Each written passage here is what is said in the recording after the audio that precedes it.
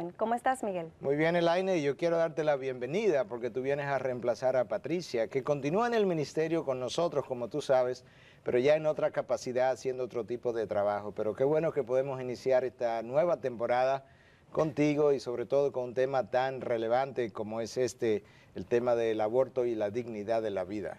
Así es, Miguel. En esta ocasión hemos querido iniciar esta temporada con un programa especial dedicado a este tema tan controversial que en estos días está en el tapete. Lamentablemente han habido muchas controversias y por eso hemos querido traer en esta ocasión un poquito de información y luz sobre este tema.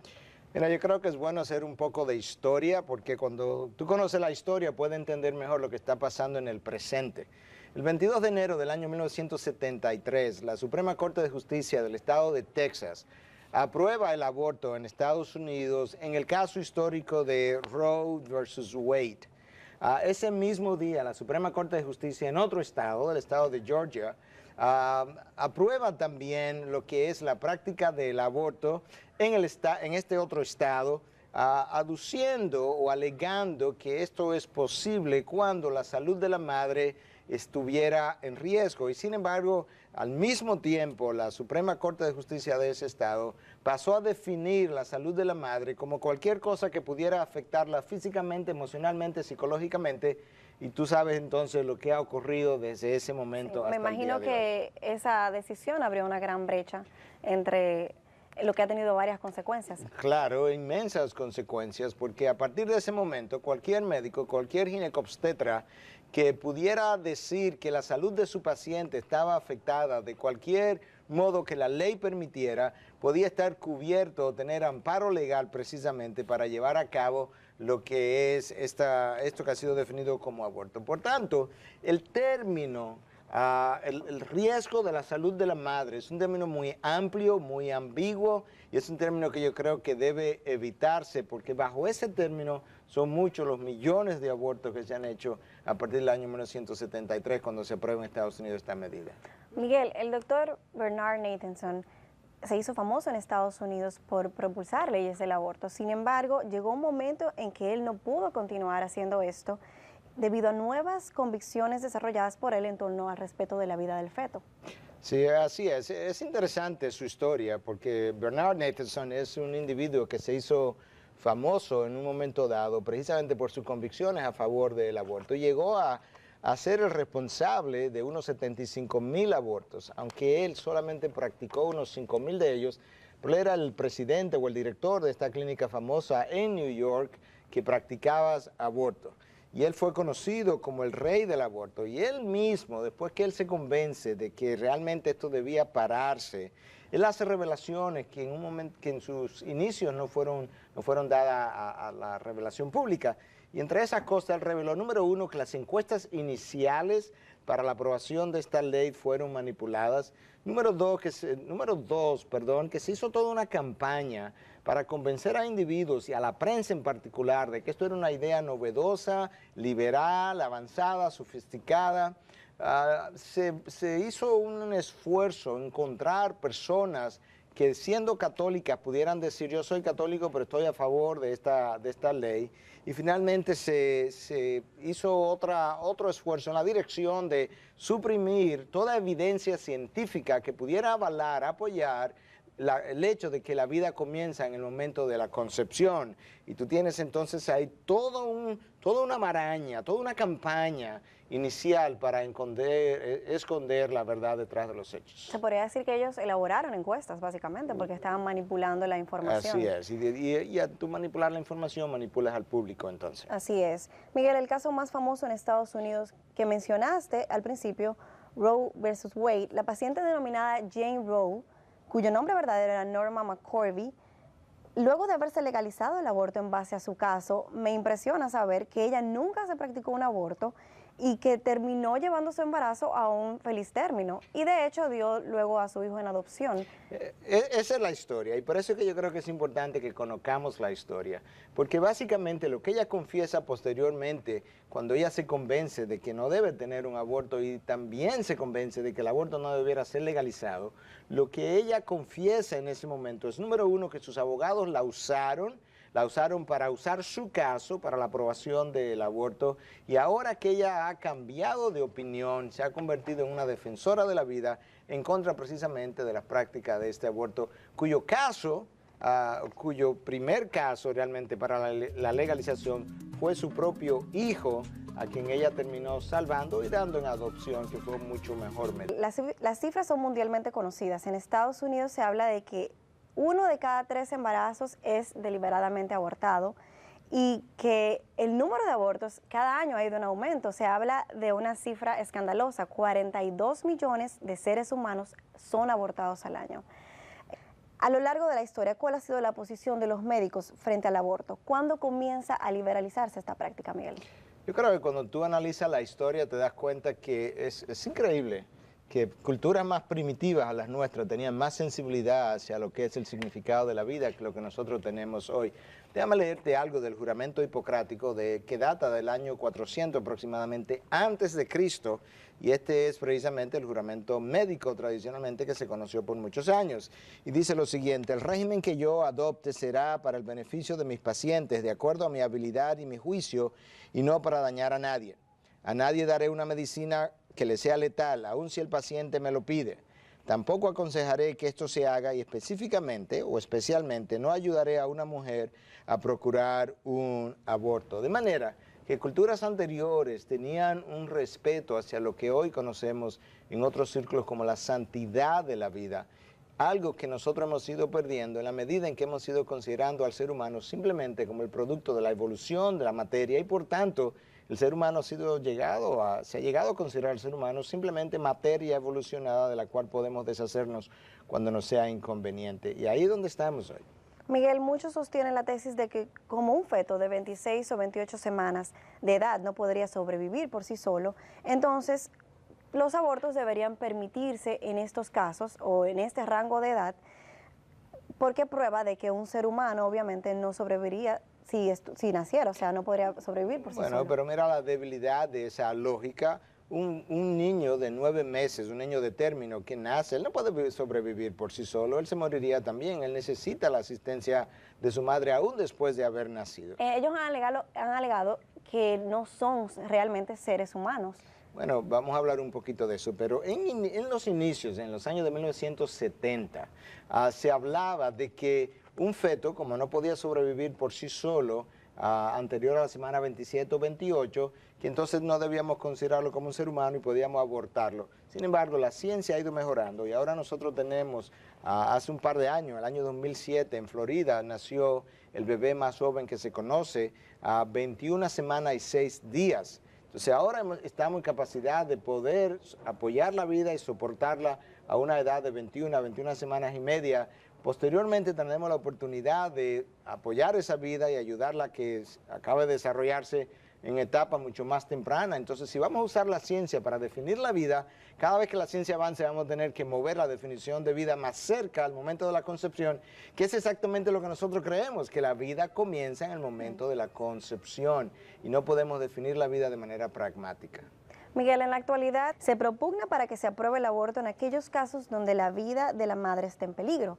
Y se habla entonces de que esto se practicarían en casos de los de preeclampsia, eclampsia, condiciones cardíacas y los de embarazos ectópicos. Háblanos de esto. Yo creo que tú necesitas conocer los hechos o la realidad detrás de todo lo que se dice. En primer lugar, lo primero que necesitas recordar o conocer es que el 90% de los abortos, más del 90% de los abortos, en cualquier parte del mundo donde haga las estadísticas, ocurren en las primeras 12 semanas, los primeros 3 meses. Más del 90%. Más del 90%. ¿Por qué eso es importante? Porque en ese periodo de los primeros 3 meses no se dan casos de eclampsia, no se dan casos de preeclampsia, nunca. No hay descompensación cardíaca de la salud de la madre. Esas son condiciones del 5º mes en adelante. En el caso de la descompensación cardíaca, porque el volumen circulante de la madre comienza a aumentar, porque el volumen del abdomen comienza a aumentar y le hace compresión entonces a lo que sería el órgano cardíaco, pero es después del 5º mes. Pero resulta que más del 90% de esos abortos ocurren en los primeros 3 meses, donde no hay descompensación cardíaca, donde no hay eclampsia, donde no hay preeclampsia. Lo que estamos tratando es de justificar la realización de estas prácticas bajo términos que nos permitan hacerlo legales y médicos. ¿Nos podrías explicar un poco cuándo hay preeclampsia, eclampsia? Bueno, una eclampsia o una preeclampsia, vamos a comenzar ahí, es una condición donde la paciente comienza a desarrollar aumento de la presión arterial, donde comienza a desarrollar edema de las extremidades inferiores y en ocasiones pudiera incluso comenzar a desarrollar cierto compromiso renal, cierta dificultad con su función renal. Cuando esa paciente hace una convulsión, entonces se habla de una eclampsia. Pero ninguna de las dos aparece en el periodo en que se realizan más del 90% de los abortos en el mundo. Miguel, muchos médicos hablan de que el aborto debe ser permitido en los casos de embarazos ectópicos, que no es más que embarazos plantados fuera del útero. ¿Cuál es tu opinión al respecto? Yo creo que necesitamos entender algo, Elaine. En los casos de embarazos ectópicos, no estamos hablando de salvar la vida de la madre versus la vida del feto, porque en los casos de embarazos ectópicos, el feto nunca va a sobrevivir. Él está implantado anormalmente y el feto irremediablemente va a morir. Entonces estamos hablando de practicar una cirugía a una etapa temprana, no para salvar la vida de uno versus el otro, es básicamente para salvar la vida de la madre antes de que el embarazo se rompa, pero eso no es un aborto en el sentido en que estamos planteando la legalización de este procedimiento, porque ese feto, como quiera, iba a morir, aun si no se hubiese hecho nada, y si no se hace nada va a morir tanto el feto como la madre. Este es un caso totalmente diferente. Hablemos del artículo 30 del anteproyecto de reforma a la Constitución Dominicana. Este artículo dice: el derecho a la vida es inviolable desde la concepción hasta la muerte. No podrá establecerse, pronunciarse ni aplicarse en ningún caso la pena de muerte. ¿Cuál es la controversia con este artículo? Realmente el artículo 30 no habla del aborto ni habla del embarazo ectópico, como a veces se ha estado diciendo, porque en realidad no es un artículo acerca del aborto en lo más mínimo. Esto es un artículo acerca de el valor, el significado de la vida. Entonces lo que el artículo establece es que el derecho a la vida es inviolable desde la concepción. Lo que algunos que quieren es que, estando a favor de la práctica del aborto, quisiera que esa frase se eliminara, de que el derecho a la vida es inviolable desde la concepción, o que si va a permanecer, que se le agregue en general. Pero aquí está el problema. Cuando tú agregas o defines algo en general, eso permite que muchos quieran justificar todo tipo de cosas en lo particular. Y por tanto, esa es la razón por la que esto no se debe permitir. Nosotros sabemos a lo largo de la historia, y en particular de la historia de los abortos, que las frases, las ideas tienen consecuencias. Y en Estados Unidos, en el momento en que se prepara esta campaña para la aprobación del aborto, se buscó una frase que fuera muy americana. Y eso fue estudiado mercadológicamente. Y la frase fue: no, yo no voy a ser pro aborto, yo soy pro choice, pro elección. Y no hay nada más americano que el tú tener la libertad de poder elegir. Pero al final de cuentas, lo que esta frase estaba buscando es precisamente que de una manera disfrazada pudiera venderle al norteamericano la idea de que esta era la forma más, o la idea más sofisticada de hacer las cosas, permitiendo la legalización del aborto. Las ideas, las frases tienen consecuencias y esta frase no debe ser permitida. Así es. Un grupo de personas, Miguel, alegan que los derechos solo se les reconocen a los ciudadanos y que un embrión no es un ciudadano para reconocerle derechos. ¿Qué piensas tú de eso? Bueno, una vez más, mira dónde está el problema con esa idea. Si eso es cierto, entonces el feto o el ser humano, porque es un ser humano, que viene naciendo al final de los 9 meses, que está en el canal vaginal de la madre, él no ha salido, él tampoco es un ciudadano. Entonces eso implicaría que tú también puedes eliminar a ese feto también antes de salir, porque no es un ciudadano. Esa no es la razón por la que le damos al feto a validez o porque creemos que tiene valor su vida. No es porque sea o no un ciudadano, sino porque está vivo. Y si está vivo es una vida humana. Y si es una vida humana, entonces tiene derechos humanos. Y podemos probar genéticamente, biológicamente, que está vivo y que es una vida humana. Yo creo que de eso tenemos que hablar a lo largo del programa. Miguel, tú acabas de mencionar que es posible discutir el inicio de la vida desde el punto de vista biológico y genético. Háblanos un poco de esto. Mira, el doctor Leron Lejeune fue el descubridor del síndrome de Down, considerado el padre de la genética moderna, y en los inicios de 1970, dado toda la controversia, y aún después de los 70, alrededor del aborto. Él fue entrevistado varias veces, tanto en Francia como en Estados Unidos, en la Suprema Corte, y llegó a presentar un informe ante el Subcomité Judicial del Senado norteamericano. Yo quiero leerte sus palabras textualmente, porque yo creo que arrojan mucha luz. Él dice lo siguiente: cuando el espermatozoide y el óvulo se encuentran, un nuevo ser humano es formado porque su propia constitución humana y personal está completamente definida. La fecundación produce una constitución personal que es enteramente única de este ser humano, la cual no ha ocurrido antes ni ocurrirá jamás. Yo debo decir que no hay dificultad en entender que en el principio de la vida, la información genética, la estructura molecular del huevo, el espíritu, la materia, el alma y el cuerpo ya están completamente unidos porque es el comienzo de una nueva maravilla que llamamos el ser humano. Le preguntaron entonces al doctor Lejeune si en su opinión el feto era un ser humano. Y esta fue su respuesta: esa no es mi opinión, esa es la enseñanza de toda la genética que yo he aprendido.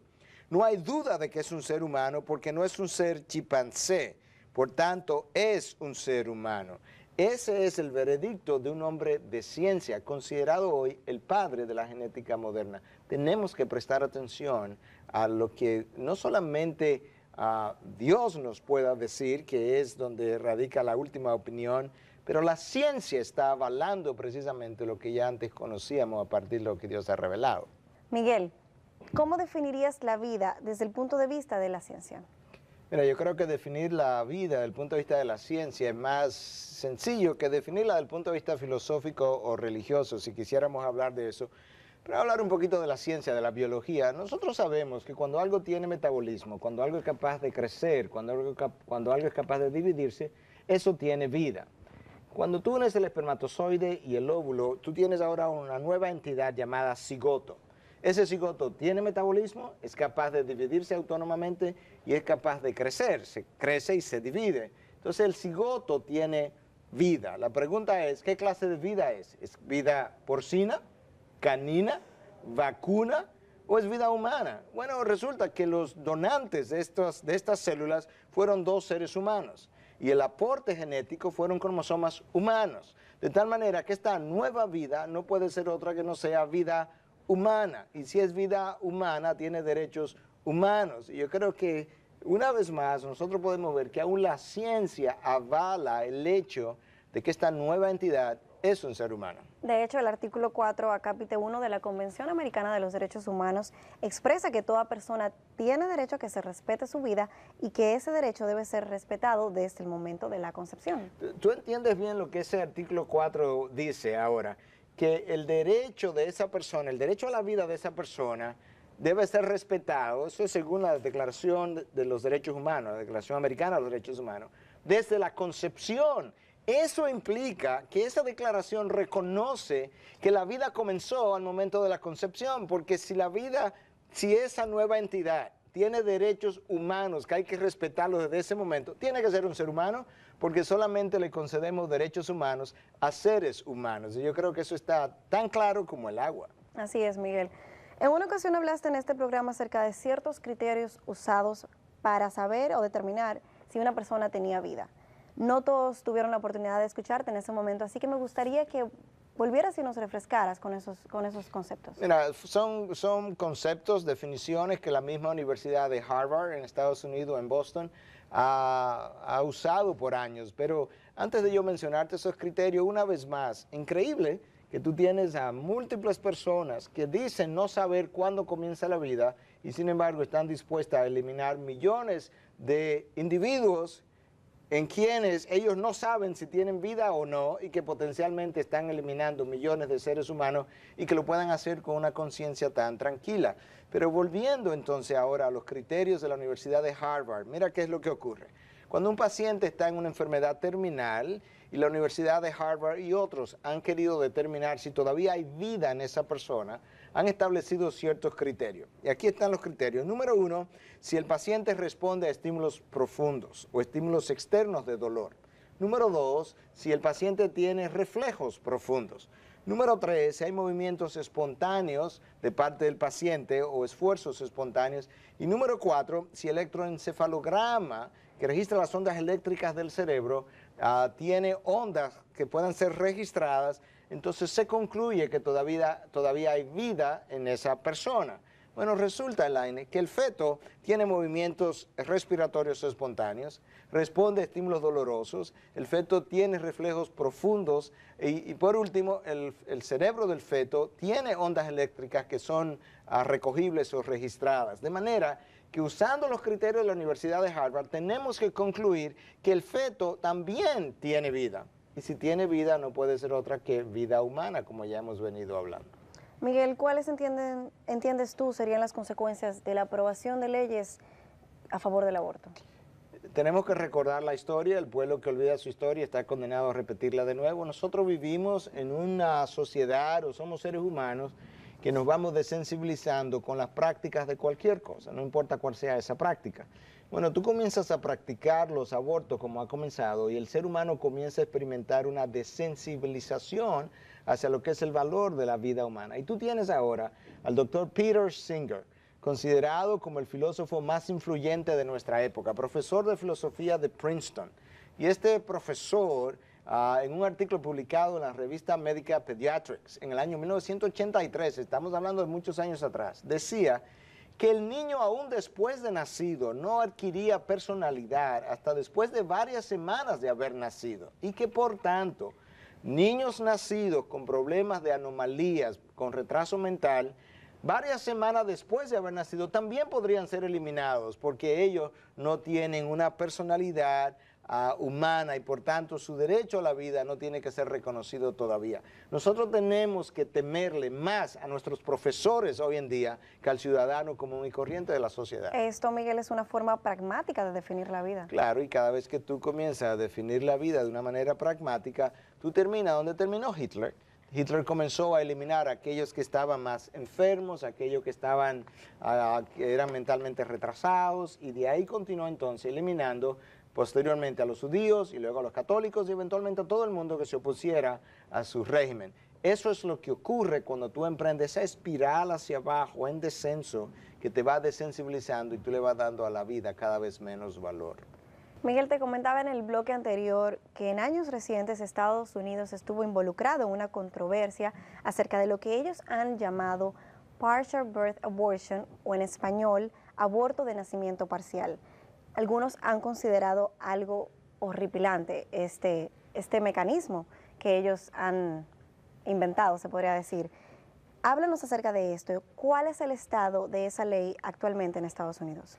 Este es un procedimiento que estuvo en práctica hasta el año 2013 exactamente, cuando finalmente se puso un stop o se paró a la práctica a través de una nueva ley, precisamente por haberse considerado lo horripilante de la manera como esto es llevado a cabo. Pero básicamente en lo que este procedimiento consistía es en la posibilidad, y miles de abortos fueron practicados de esta manera, de que el feto a término de 9 meses pudiera nacer parcialmente en un parto normal, de tal manera que se pudiera extraer de nalgas, que es como se le llama, y entonces dejar la cabeza del feto en el canal vaginal de la madre y en ese momento con una tijera perforar el cráneo, abrir un hoyo en el cráneo, a través del cual tú introduces un catéter de succión, succionar su cerebro y entonces en ese momento decapitar el feto después de haber extraído el cerebro y extraer el resto del cuerpo.